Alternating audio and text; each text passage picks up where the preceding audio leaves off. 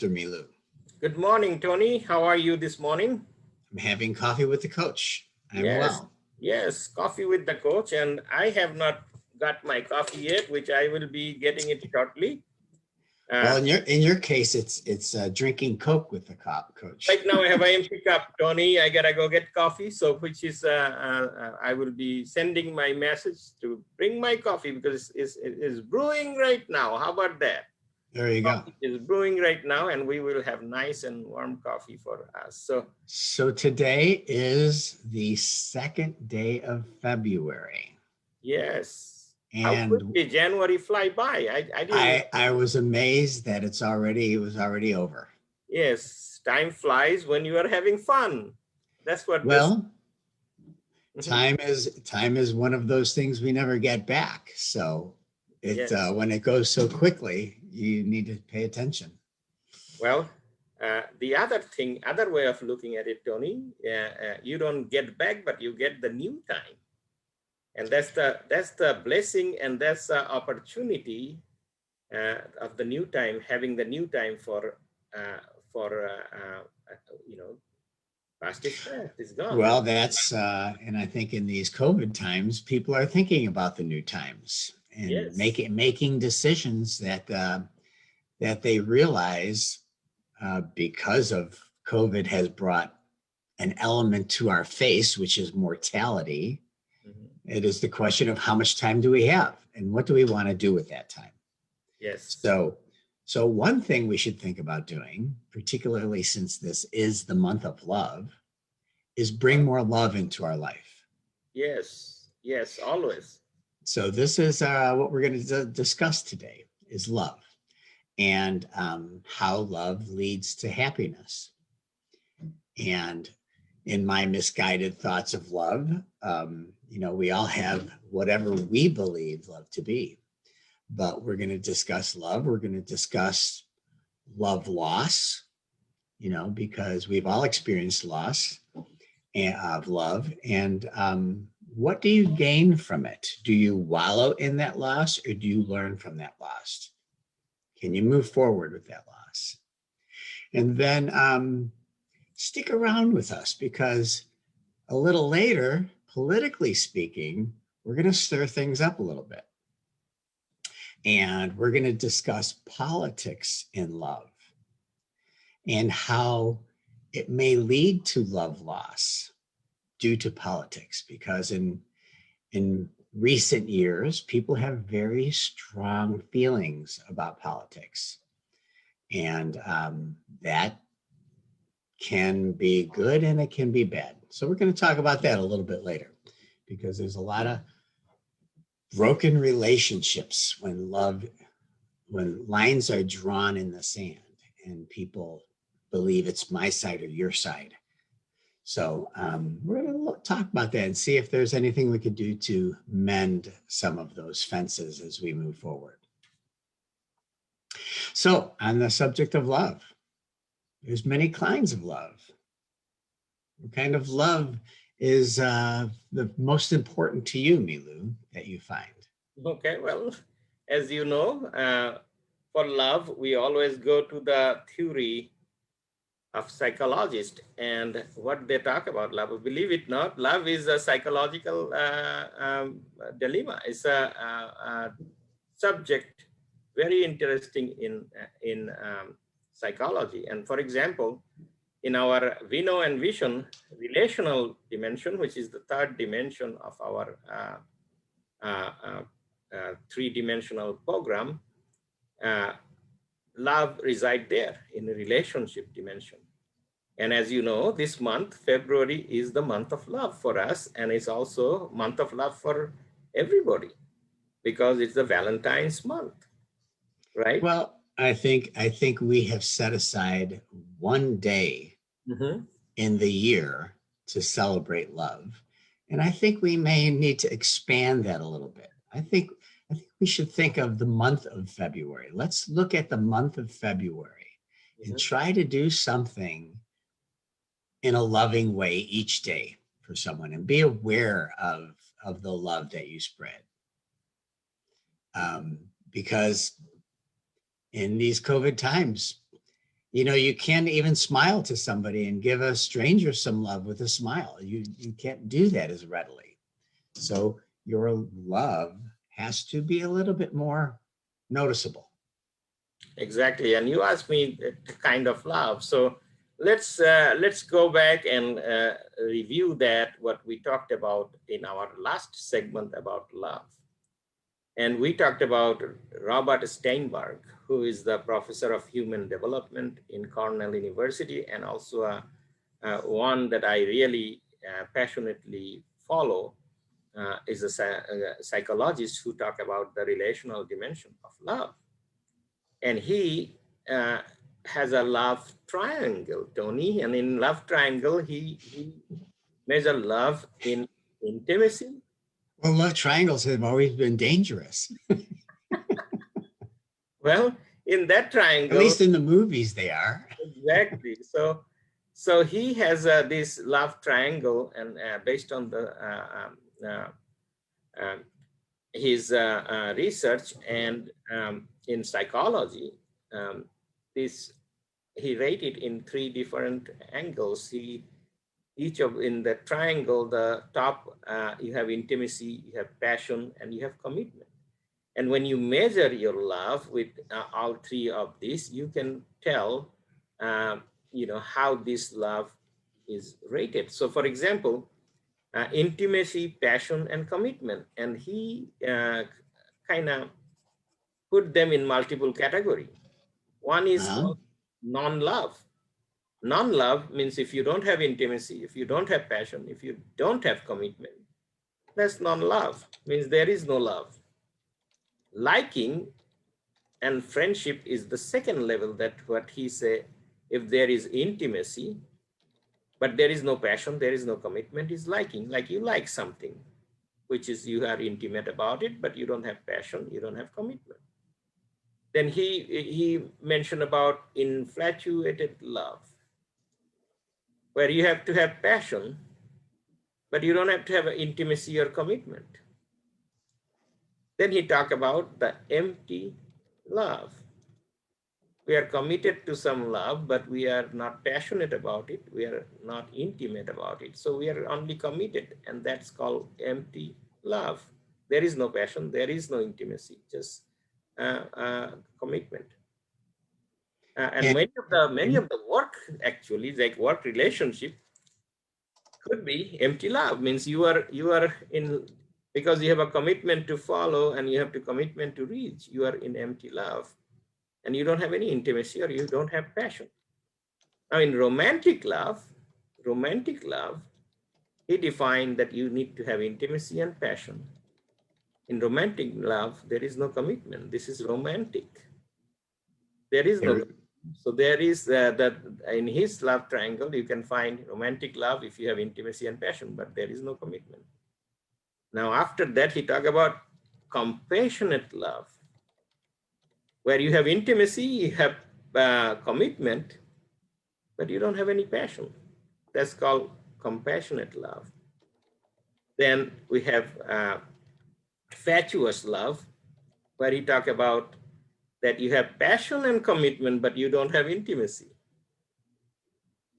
And then consummate love, which have intimacy, passion, and commitment, means you have the three full aspect of love, which is the consummate love.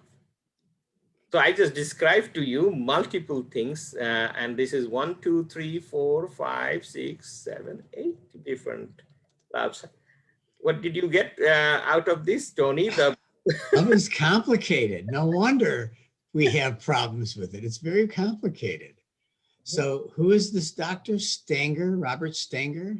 Robert Steinberg. Steinberg. Okay. Well, I'm going to have to look into this because I find that very interesting. Very interesting. And You know, he got some, he had some YouTube videos that we have shared before in our sessions. And you have heard about the self-love that he talked about. Very interesting research that he put together. And this is comes with a multiple relational dimension that we are looking at. So for example, when you are having a relationship, you have to look at the healthy relationship. And you talked about a lot of broken love out there right now because of a lot of things are not going the way it is. And it's not just this is the COVID time and that's why it's happening, but there is always in relationship, you have find that. Is that a healthy relationship? Is that a not so healthy relationship? Or is that a totally toxic relationship? Those are few of the things that we have to explore at some point to make sure that you are in a fully healthy relationship, no matter what type of love you are in. Do you think it's when you start to look at Robert Steinberg's perspective of love, do you think that is a healthy thing or is a dangerous thing for people to apply to themselves in their own life? Because when you see it from the inside, as opposed to a coach or a psychologist, psychiatrist, seeing it from the outside, it can be two different things because of your emotion is involved. Yes, yes. Emotion, of course, is the root of love. How you drive your emotions. So, for example, in any relationship, what is some of the emotion that is important to you? So, if you have a relationship, what kind of emotional trigger that triggers the relationship? For example, Tony and I will give you an example of that. So, you have a relationship that we explored last time with coach. With my high school coach, yes. Your high school coach. That's he been there 60 years. He been coaching. He's been a formative mentor in my life. Yes. And so let's talk about that in a perspective of relationship. So after that many years, you still be fascinated about that, about his role in your life and how it's developed you over time. So just think about that relationship and compare that relationship, and you don't have to mention any name, to somebody that came to your life that you did not care about. And you don't have to mention their name or anything. So just compare those that after that many years, you still passionate about that relationship and you still know that relationship built you who you are. How do you compare that, Tony? Well, it's hard to compare. You can't really compare that. I mean, you have a person in your life who was a formative figure who you feel that you absorbed some fundamentals to guide your life by, and you don't want to let go of those, as opposed to somebody else who comes into your life who may be a friend or an acquaintance, and you don't know how much of a friend or acquaintance they are until sometimes your acquaintances you spend more time with and you see them as friends, but where do you draw the line? Is it the passion? Is it the love that draws the difference between a friend and an acquaintance? I would assume that to be. You may align yourself with certain things that you both enjoy and do those together, but you may not see things the same way. Doesn't mean you can't be friends if you can respect somebody's opinion and they can let you be the person that you are without trying to change your opinion. So,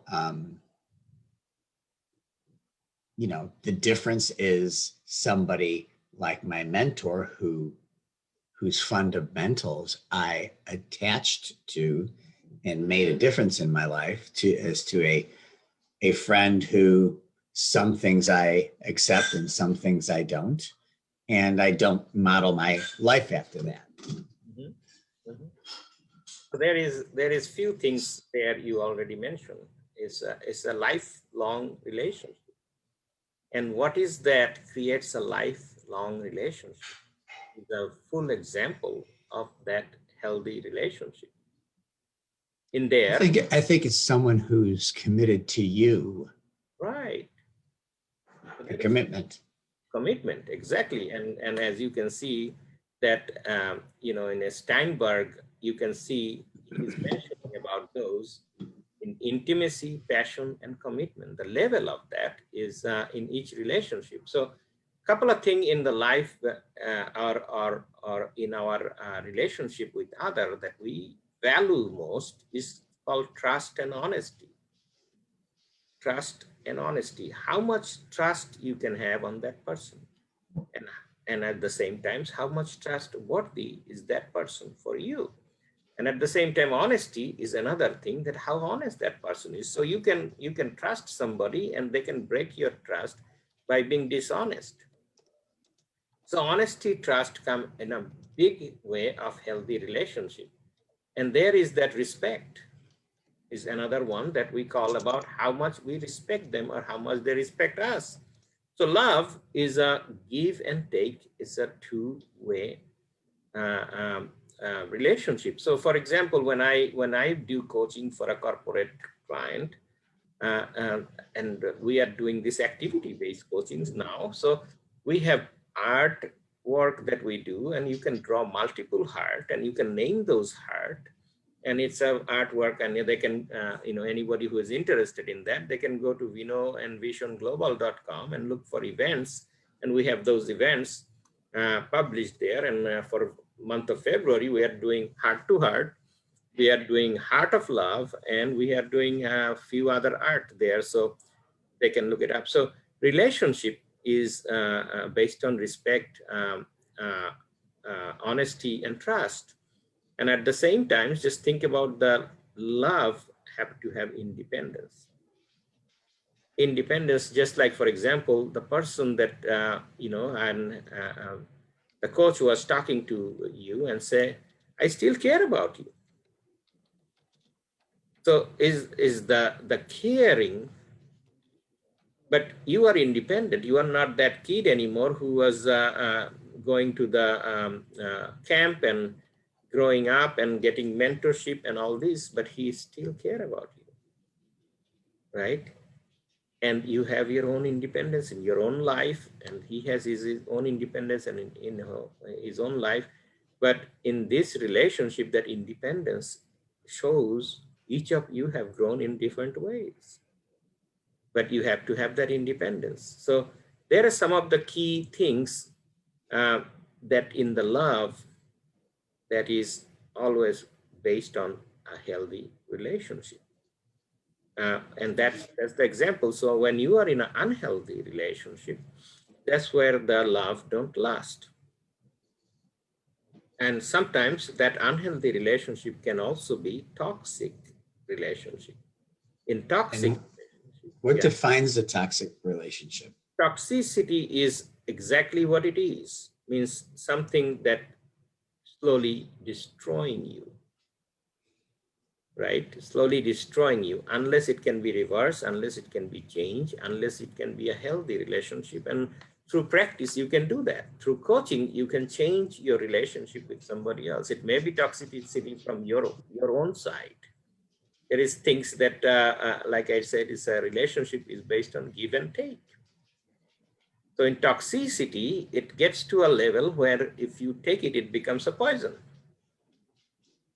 Right? So because it's toxic, it's a more in the toxicity, it can become a poison. And once it's poison, then at some point you have to also consider, when you have tried many things, and you also have to consider how much of that poison you want to take. Right? So there is reversal of that toxicity can be a very fruitful, very good, very healthy relationship.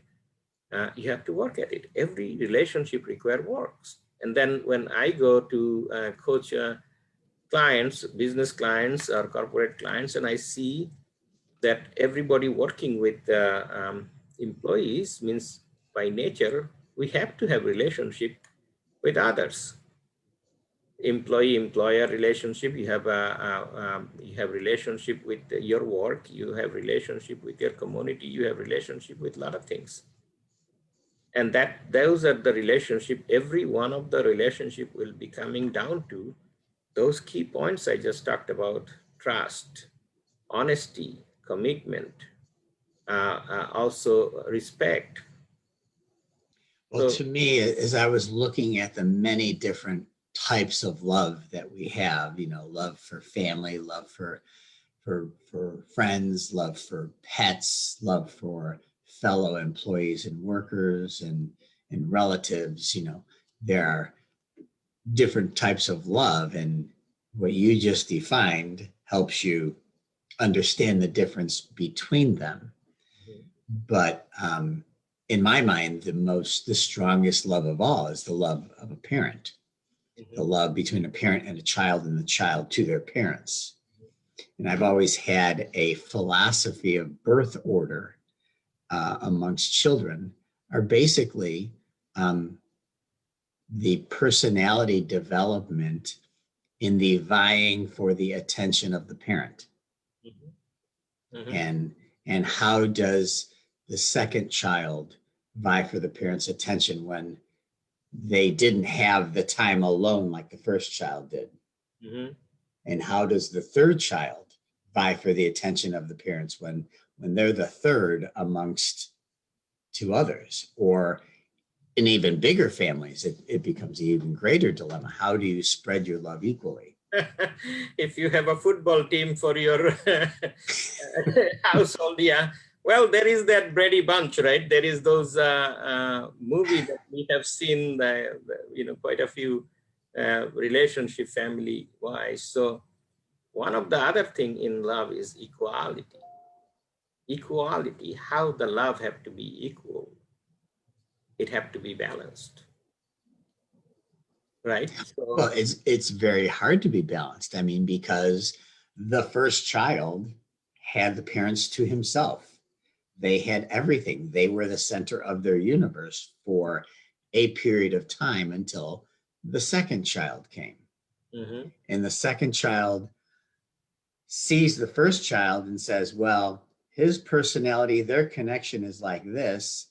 I have to have a different connection with them. So they create a different way to get the attention of their parents. Yeah. And then to me, the third one is always usually the most creative one, or the fourth one, because they have to kind of be a little outlandish to get the attention of their parents. I think you're almost describing my family, because I'm the third one and I'm the middle one. And the infamous middle child is that. So that, no, it's all depends on the relationship, right? So how you love your kid. Do you love them equally? Do you love them differently? Fair. Yeah, so that's also a challenge. But if you ask that to a parent, they will tell you, and you are a parent yourself, that I love all of my kids equally. So you do, but you connect with one or two. You connect with each one in a different way. You love them equally for different reasons. Right. And you could ask my coach, my high school coach. He would say, "Give me a team of middle children, and we will win the title of any championship." Because they try harder. Right. Well, the thing is having, like, each of us are individuals, and that's what we do in our relationship dimension. We talk about that, but in the self-defense dimension, we do the DISC assessment, which is you most probably familiar with, is an assessment that different personalities, different behavior, DISC. And we do that to show that everybody is different. You have somebody who you put on a stage, they will be like cheerleader. You put somebody else in the stage, they will be like, don't put me on the stage, let me hide behind the curtain. So that's everybody is different, and that's what understanding how you work with each other is one of the key things that we follow in our self dimension and then in relational dimension. And it is important for not only your family, it's also important for work. So because work is also a family, it's a different type of family. And guess what? In work, you have relationship with hundreds and thousands of people. And not only just co-workers, you also have relationship with customers, you have relationship with vendors, you have relationship with the community. How do you balance that relationship? How do you build that relationship based on trust and equality and honesty? So Well, that and to have an entire company act in the same manner. exactly, don't have to be acted the same manner, but have the culture of honesty, trust, independence, where you are not forcing somebody to do something. You're giving them independence to be creative. As you said, the middle child is creative, and that's just a mindset we have. But we can always look at how each person is independent, and each person has their own, uh, mindset, and how you work with them. It's a relational dimension, and relationship is not easy, as you know. Everybody, we as a human being are social animal, and we interact with a lot of people. Well, Even and to that point of our social being, that has been constricted due to this COVID situation. So as humans, we're forced to be less social right now, which creates problems. actually, we are forced to be more social than you think.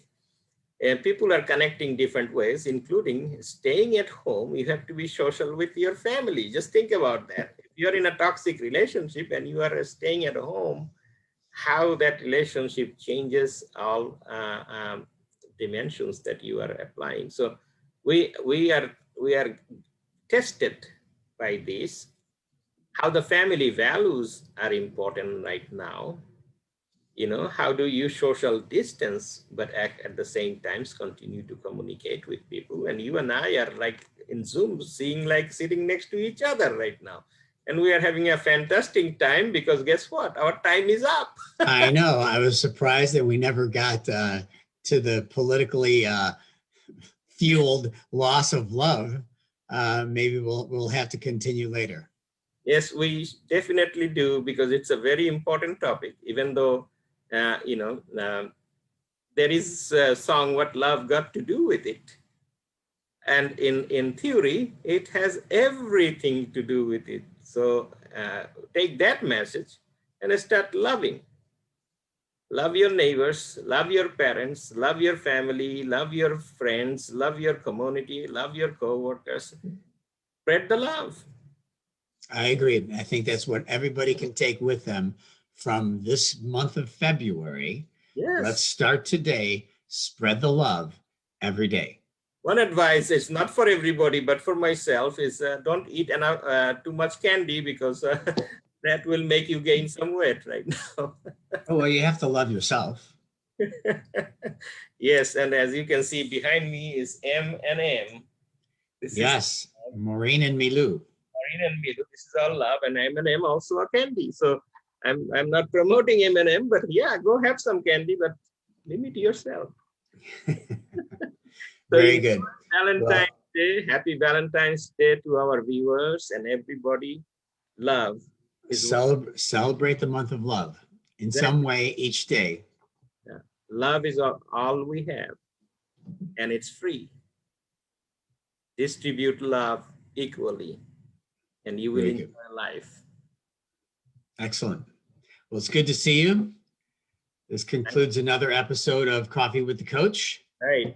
And hopefully everybody got a little bit of love out of this today. Thank you. You take care. We'll see you in 2 weeks, Tony. Enjoy your day. See you soon. Bye.